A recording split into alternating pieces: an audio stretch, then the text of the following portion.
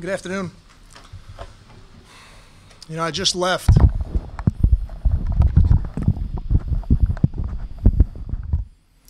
Good afternoon. I just left a really frustrated football team right now.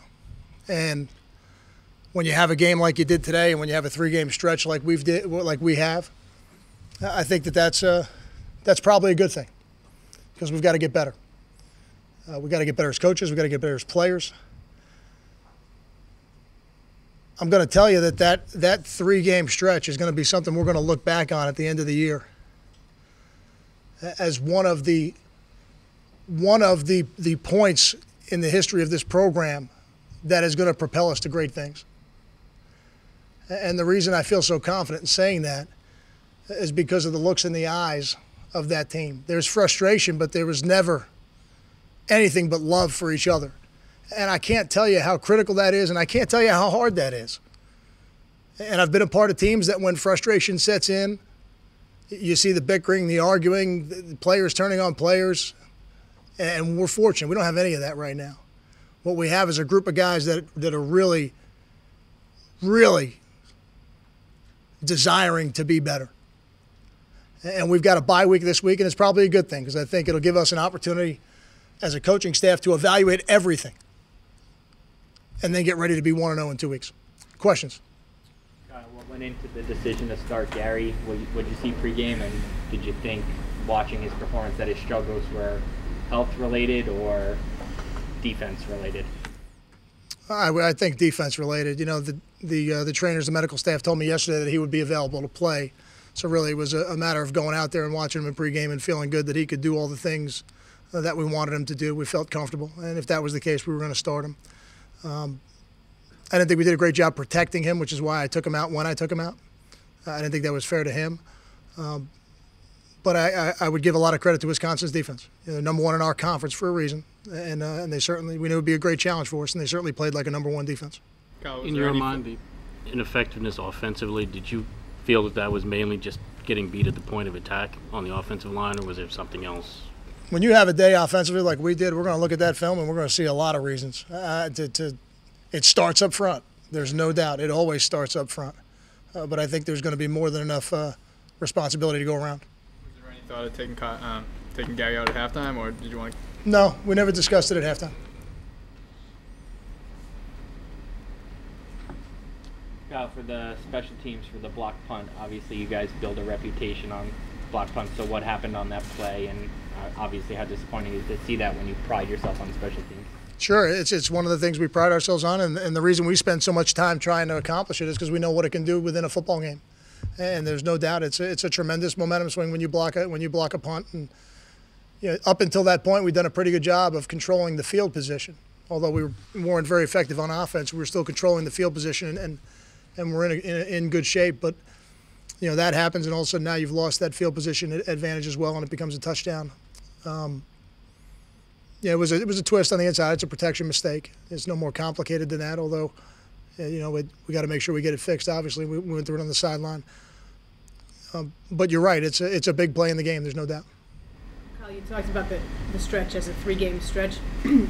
Does it inform just your opinion of what this Big Ten challenge is? Whether, if you think about it, maybe what you thought before that 3-game stretch and now on the other side of it, because obviously those are 3 of the strongest teams. I mean, just going forward, how really challenging this is.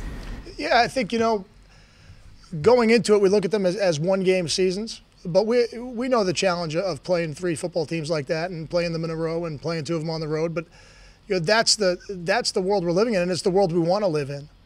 And I think it's really good for us. I think we're learning a little bit more each week.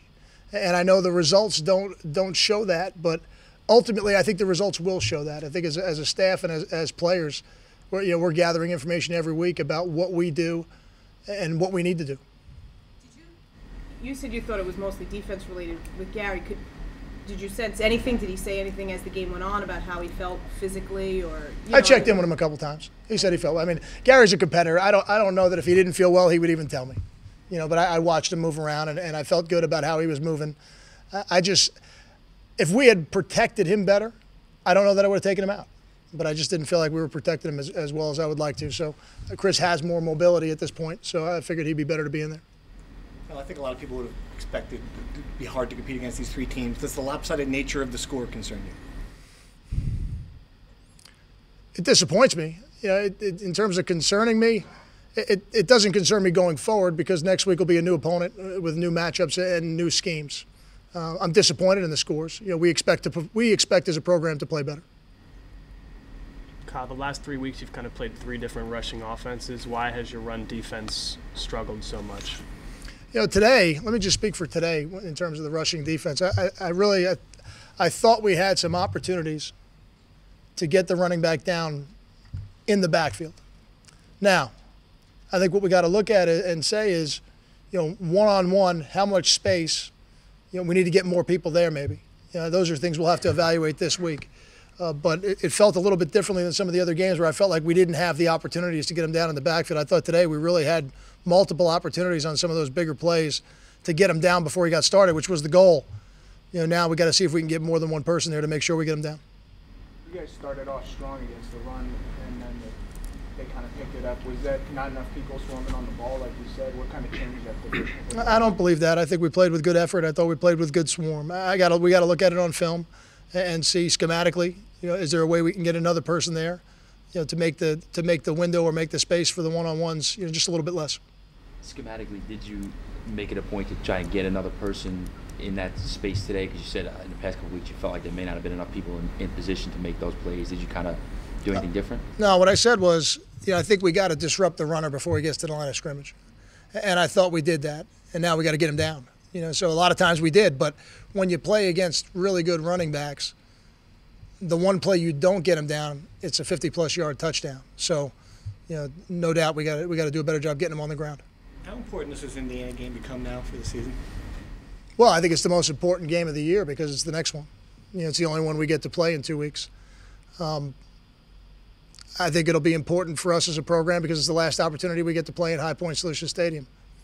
I thought I can't be thankful enough for the people that were there today. In that kind of weather, with a tremendous amount of enthusiasm, the band, the student section, et cetera. They were great. But for us to look at it any other way as hey, this is the only game we get to play in 2 weeks, I think you get distracted. Again, that goes back to my big picture theory on things. Big picture thinking doesn't really help us, but it's the last opportunity for our seniors to play in that stadium. That's always special, although you can't allow that to become the focal point.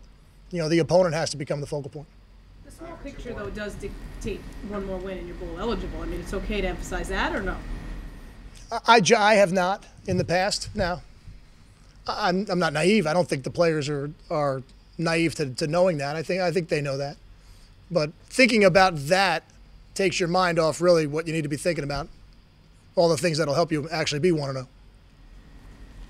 How do you think you evaluate everything? Obviously, do you feel good with Gary at quarterback? There wouldn't be any thought to make a change there? I do. Thanks, Kyle. Thank you.